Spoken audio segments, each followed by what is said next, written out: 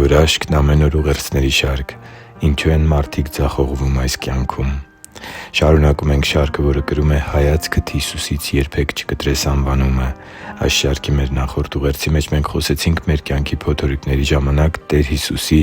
մեզ ընդառաջ գալու մասին։ Այս շարքի մեր նախորդ ուղերձի մեջ մենք խոսեցինք մեր կյանքի փոթորիկների ժամանակ Տեր Հիսուսի մեզ ընդառաջ գալու մասին։ Նա ոչ միայն գալիս է մեր կյանքի փոթորիկները խաղաղեցնելու, այլև ի ցույց դնելու Իր գերբնական զորությունը և բացահայտելու Իր աստվածային իշխանությունը։ Սիրելի՛ բարեկամ, Տեր Հիսուսի ջրերի վրայով քայլելու պատմության մեջ տեսնում ենք, որ Պետրոս առաքյալը Տեր Հիսուսի հրամանով դուրս է գալիս նավակի միջից և ինքն էլ սկսում է ջրերի վրա քայլելով մոտենալ Տիրոջը։ Մեր նախորդ ուղերձը կրում էր «Դու՛րս արի կեղծ ապահովության քո նավակից» անվանումը։ Այո, Տեր Հիսուսը նախ ուզում է փոխել քո մտածելակերպը։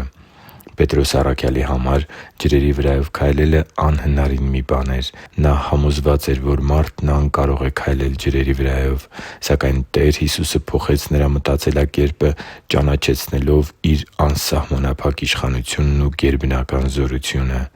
Իրականում, Աստված ուզում է փոխել իմ և քո մտածելակերպը։ Մեր կյանքի տարբեր իրավիճակների մեջ Նա մեզ սովորեցնում է վստահել Իրեն։ Արդյոք հնարավո՞ր է ապրել այս աշխարհում Քրիստոսի աշակերտի կյանքով։ Արդյոք հնարավո՞ր է ապրել՝ ընթանալով այս աշխարհի մեջ ընդունված սկզբունքներին հակառակ։ Արդյոք հնարավո՞ր է ապրել հավատացյալի կյանքով, երբ քո շրջապատում գրեթե բոլորը ապրում են այս աշխարհի չափանիշներով ու ապականված արժեհամակարգով։ Որոշ մարդկանց համար իրենց կյանքի մեղքերից ազատագրված ապրելը նույնքան անհնարին է թվում, որքան Պետրոս առաքյալին թվում էր ջրերի վրայով քայլելու հեռանկարը։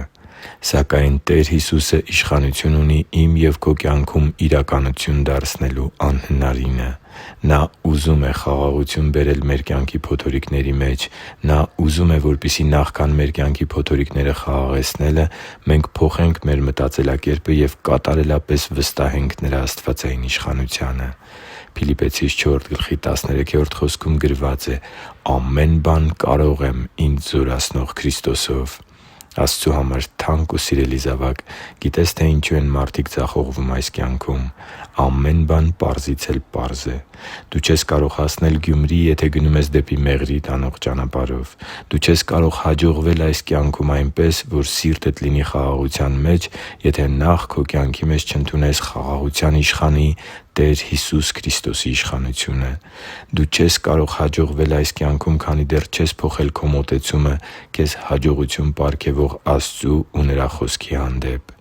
Մտածելակերպի փոփոխությունը Աստվածաշնչում կոչվում է ապաշխարություն։ Ապաշխարելը սեփական պատկերացումները մի կողմ դնելն է, որպեսզի քո միտքը նորոգվի, և դու սկսես մտածել այսպես. «Այսուհետ ինչպե՞ս ապրեմ Տեր Աստծու կամքով և պաշտպանեմ Նրա Արքայության շահը»։ Հռոմեացիս 12:2 խոսքում կարդում ենք. «Եվ մի՛ կերպարանվեք այս աշխարհի կերպարանքով, այլ վերափոխվեք ձեր մտքի նորոգությամբ, որպեսզի դուք քննեք Աստծու կամքը, թե որն է բարին, հաճելին ու կատարյալը»։ Աստված ուզում է, որ դու ապաշխարես և բացես քո կյանքի օրհնության ու հաջողության դռները։ Դու կարող ես ապրել սրբության կյանքով։ Ընդամենը դուրս արի սխալ պատկերացումների քո նավակից։ Հիշի՛ր, որ դու Աստծո հրաշքն ես, և Աստված սիրում է քեզ։ Շնորհակալ եմ, որ դու կա՛ս։ Սիրով և աղոթքով, Արման Մանուկյան։